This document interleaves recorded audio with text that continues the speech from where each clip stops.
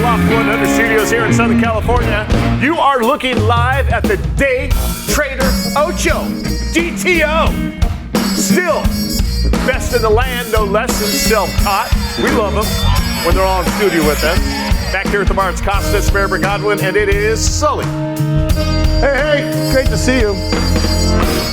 Always liked it when we have an Italian American on our show. They built America. Our next guest, you know, on my birthday, Padres are having Italy night, and they're giving away Padre caps. Right. What I think they're doing is they're taking every nationality that plays for the Padres. Damn straight. And doing a night of there. It's pretty cool because, I mean, how often do you get a red, white, and green Padre that says Viva Italy? My favorite, yes, Italy's favorite son, Barry O'Shea, joins us here once again on the Big Viz Show. President and CEO, Highland Copper Company Incorporated, HDRSF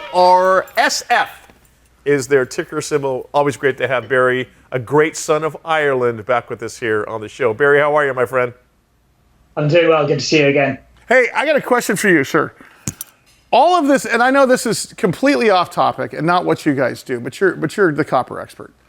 What happens to the price of copper, if anything, when we no longer have pennies? Oh, great question. Thank you. When you no longer have what, sorry? I said, what happens to the price of copper when we no longer have pennies? Or is that a myth? I mean, you're the copper guy. I don't think that's playing into the supply and demand curve too much. Probably a few other things that are maybe more important. Okay, I believe that. You guys are a fully permitted U.S. copper project in Michigan that's being kind of advanced as a domestic critical metals play. Talk about what you guys are up to.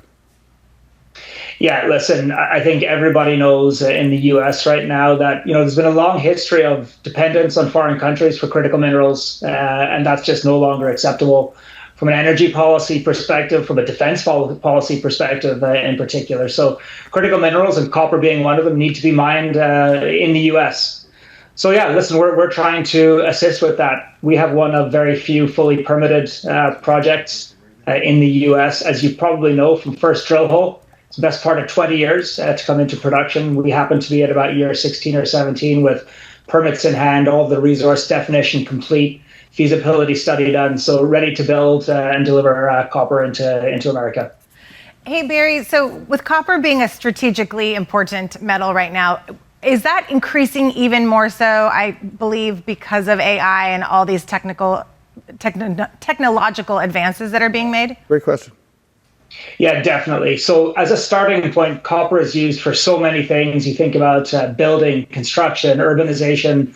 Copper is just broadly used. But every day, almost, you're seeing new categories of demand through electrification, alternative power sources. As an example, use 5 times the amount of copper that the conventional counterparts use. And now you're stepping into AI and data centers. The scale of copper needed to support that, as well as just the broad ongoing electrification and support of the underinvested in grid.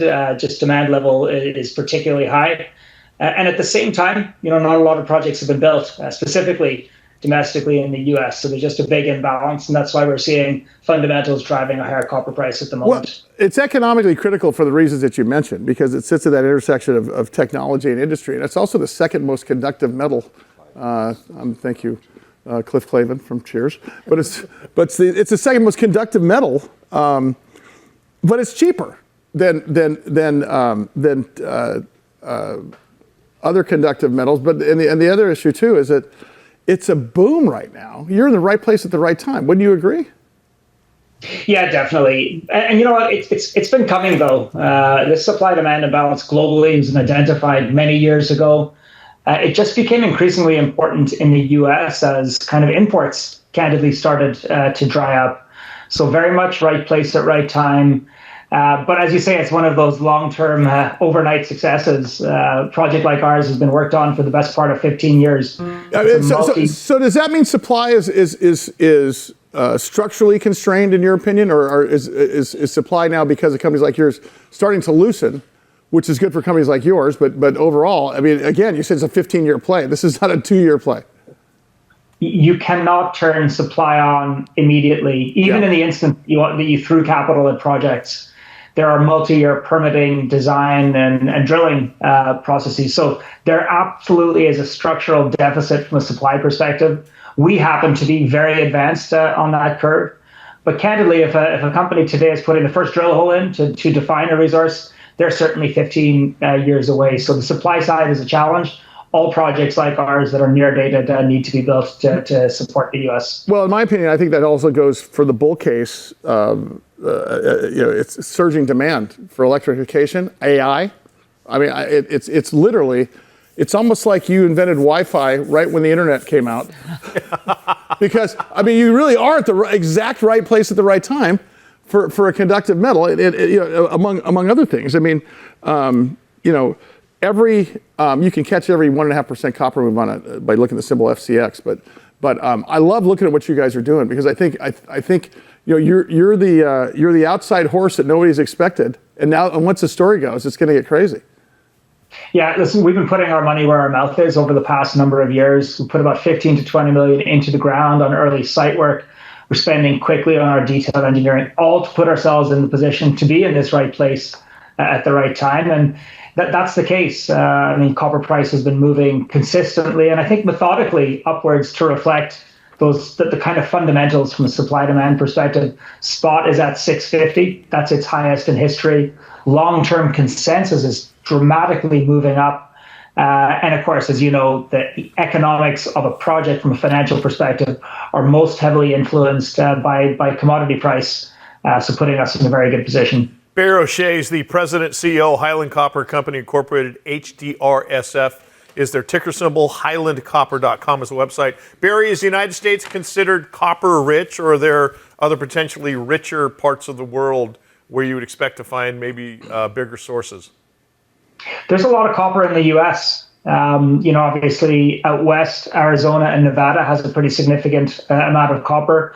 Michigan, interestingly, has been a little bit overlooked. That's where we operate. There were copper mines in the early 1800s. The last one's closing down in the 1990s. There is still an incredible amount of copper in Michigan, but it's underground. It's slightly higher on the cost curve. But the commodity prices that we're seeing today are making them all economic again, and I think you're going to see some good production out of Michigan. I think what's interesting here is to see how this plays in with other mining plays that not just your basic gold silver mining play, but the other mining plays like a tin mining play that's going to come out. I mean, I think rising tide, meaning AI and electrification, lifts all boats. So I think you guys are the right place at the right time. Barry, quickly, we've got about 30 seconds left. What's the rest of the year looking like for you guys at Highland? Driving our engineering forward, that's our critical path to a construction decision at the appropriate time in the second half of the year, paralleling our financing process so we can get the capital in place for a construction in 2027, and working with the federal and state governments on a range of debt, equity, and grants that are available that are driving domestic projects forward. So a lot of near-term, mid-term catalysts, and most specifically getting a project built and producing copper. Barry, as always, appreciate the time. Barry O'Shea, President and CEO, Highland Copper Company Incorporated, HDRSF. The ticker symbol, HighlandCopper.com is the website. All right, much more to come here on the Big Biz Show as the day trader Ocho, DTO, takes us to break. We're back after this.